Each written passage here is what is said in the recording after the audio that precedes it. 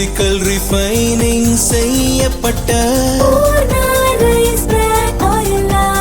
SKM Poorna rice brand oil. Chennai மற்றும் சுற்றுவட்டார பகுதிகளில் 24 மணி நேரத்தில் 12 பாலியல் வன்முறை சம்பவங்கள் நடந்துள்ளதாக வெளியான செய்திகளை சுட்டிக்காட்டி திமுக தலைவர் ஸ்டாலின் முதல்வர் விஜய்க்கு கண்டனம் தெரிவித்துள்ளார்.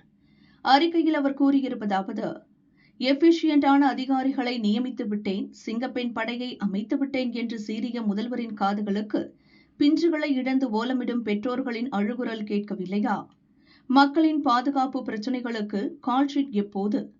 கிரிமினல்கள் சிறிதும் அச்சமின்றி குற்றங்களில் ஈடுபடுவதை தடுக்க எடுக்கப்பட்ட நடவடிக்கை என்ன? சவாலும் சவடாலும் விட்டவர் எப்போது சைலண்ட் மோடில் இருந்து வெளியே வருவார்? மக்களின் உயிரும் குழந்தைகளின் பாதுகாப்பும் கேள்விக்குறியாகி உள்ள நிலையிலும் நான் 6 மாதம் எதுவும் கேட்கக்கூடாது என்று நினைக்கிறீர்களா? இல்லை திமுகவின் பெரும் போராட்டத்தை எதிர்பார்க்கிறீர்களா என ஸ்டாலின் கூறியுள்ளார்.